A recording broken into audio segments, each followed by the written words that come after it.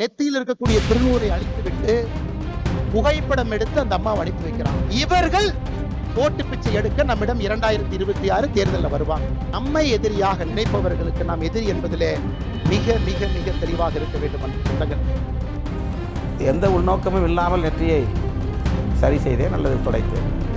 இதை வைத்துக்கொண்டு ஒரு வார காலமாக கடுமையாக விமர்சித்துக் கொண்டிருக்கிறது சங்கிக்கும். புரிந்து கொள்ள வேண்டும் என்பதற்காக சொல்லுகிறேன். 1 மணி நேரம் திருநீரையை நெற்றியிலேயே வைத்திருந்த நான் கடைசியாக வண்டியில் ஏறுகிற போது அதை துடைத்தேன் என்றால் அது எப்படி இந்துக்களை அவமதித்ததாகும் அல்லது இந்துக்களின் மனதை புண்படுத்தியதாகும். 2 நாடுகள்ல மட்டும் பெரும்பான்மையாக இருந்தாலும் கூட நம்ம யாருக்கும் எதிரி இல்லைங்க. அதை தைரியமா நீங்க காட்டுங்க. நேற்று திருப்பரங்குன்றத்தில் அரசியல்வாதி ஒருத்தர் வர்றார், இன்னைக்கு எம்பியா இருக்காரு, ஒரு முக்கிய கட்சியினுடைய தலைவர், கோவில்ல சாமி கும்பிட்டு வர்றார். 4 நாட்களுக்கு முன்னாடி ஒரு அம்மா செல்ஃபி கேட்கிறாங்க.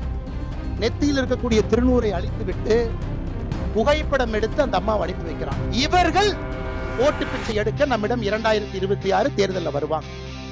அன்னைக்கு கோயிலுக்கு போவாங்க, அன்னைக்கு நம்மை பற்றி நன்றாக சொல்லுவாங்க. அதை எல்லாம் நம்ம உணர்ந்துக்கணும். இந்துக்கள் நன்றாக உணர்ந்து கொள்ள வேண்டும். நாம் யாருக்கும் எதிரி இல்லை. நம்மை எதிரியாக நினைப்பவர்களுக்கு நாம் எதிரி என்பதிலே மிக மிக மிக தெளிவாக இருக்க வேண்டும் என்று சொந்தங்கள். திருப்பரங்குன்றத்திற்கு நான் சென்றிருந்தேன். நம்முடைய தோழர்களின் அழைப்பை ஏற்று முருகன் கோவிலில் வழிபாடு செய்தேன்.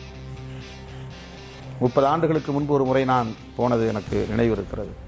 அப்போது நான் மதுரையிலே தடய அறிவியல் துறையில் பணியாற்றி கொண்டிருந்த காலம். மீண்டும் அந்த கோவிலுக்கு செல்ல வேண்டும் என்கிற ஆர்வம் எனக்கு எழுந்தது. சென்றேன். இப்போது கோவிலை சீர் செய்து கொண்டிருக்கிறார்கள், மறுசீரமைப்பு பணிகளை மேற்கொண்டு வருகிறார்கள். ஆகவே கருவறைக்குள்ளே இருக்கிற முருகனை அந்த குடைவரை கோயிலாக உள்ள அந்த குகையில் முருகனை பார்க்க இயலவில்லை. வெளியே ஒரு இடத்தில் அவர்கள் ஏற்பாடு செய்து வைத்திருக்கிற முருகன் தெய்வானை உள்ளிட்ட இதர தெய்வங்களை தரிசனம் செய்ய அனுமதித்தார்கள். பூஜை செய்து எனக்கு திருநீறு பூசினார்கள். கழுத்தில் எனக்கு மாலை அணிவித்தார்கள். தலையில் பரிவட்டம் கட்டினார்கள். உடன் வந்த தோழர்கள் அத்தனை பேரும் முருகனை தரிசித்தோம். ஏறத்தாழ 1 மணி நேரம் கோவிலுக்குள்ளே இருந்தோம். ஏராளமானவர்கள் என்னோடு படம் எடுத்து கொண்டார்கள். தூய்மை பணியாளர்களாக பணியாற்றக்கூடிய பெண்கள் பல பேர் என்னோடு படம் எடுத்து கொண்டார்கள்.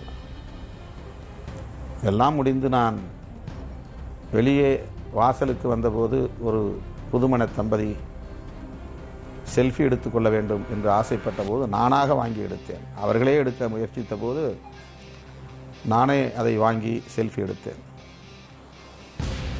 அப்போது நெற்றியை நான் துடைத்தேன். அது வழக்கமான ஒன்று. திருநீர் பார்த்து துடைக்கவில்லை. நெற்றிலே வேர்வை இருந்தாலோ அல்லது வேறு காரணங்களாக வேறுத்திருக்கும். வழக்கமாக நான் எப்போதும் தலையை இப்படி நெற்றியை துடைப்பது வழக்கமானது. எந்த உள்நோக்கமும் இல்லாமல் நெற்றியை சரி செய்தேன் அல்லது துடைத்தேன். இதை வைத்துக்கொண்டு ஒரு வார காலமாக கடுமையாக விமர்சித்துக் கொண்டிருக்கிறது சங்கி கும்பல். அதை பற்றி நாம் கவலைப்படவில்லை என்றாலும் கூட என் தலைமையை ஏற்றுக்கொண்டிருக்கிற என் உயிரின் உயிரான விடுதலை சிறுத்தைகள், என் மீது நம்பிக்கையுள்ள பொதுமக்கள் புரிந்து கொள்ள வேண்டும் என்பதற்காக சொல்லுகிறேன். 1 மணி நேரம் திருநீரை என் நெற்றியிலேயே வைத்திருந்த நான் கடைசியாக வண்டியில் ஏறுகிற போது அதை துடைத்தேன் என்றால் அது எப்படி இந்துக்களை அவமதித்ததாகும் அல்லது இந்துக்களின் மனதை புண்படுத்தியதாகும். அதில் எனக்கு உடன்பாடு இல்லை என்றால் வைக்கும்போதே அதை தவிர்த்திருக்க முடியும். கையிலே நான் வாங்கி கொண்டால் போதும். பூசாரிகள் யாரும் நெற்றியில் கட்டாயம் பூசியே தீருவேன் என்று வற்புறுத்துவதில்லை. பொதுவாக கோயில்களில் கருவறை பூஜை செய்யக்கூடியவர்கள் திருநீரை அள்ளி கையிலே தூக்கி போடுவார்கள்.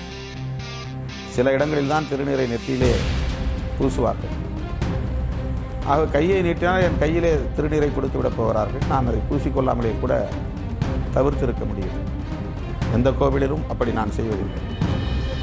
சில இடங்களில் நானே பூசை தட்டை வாங்கி கற்பூரம் ஏற்றி அவர்கள் செய்கிற பூஜை வேலையை நானே செய்வேன். எனக்கு அதிலே ஒரு ஈடுபாடு உண்டு, ஆர்வம் உண்டு. புண்ணியம் கிடைக்கும் என்பதற்காக திருநீர் பூசுவதும் இல்லை. அப்படி பூசியிருந்தால் அது எனக்கு ஏற்புடையதில்லை என்கிற எண்ணமும் எனக்கு இல்லை. அதை அழிக்க வேண்டும் என்கிற உள்நோக்கமும் கிடையாது. என் மீது நம்பிக்கை உள்ளவர்கள் என்னை அழைத்து எனக்கு சிறப்பு செய்கிற போது அவர்களின் உணர்வை மதிப்பது என்னுடைய கடமை என்கிற பண்பு இயல்பாகவே என்னிடத்தில் உண்டு.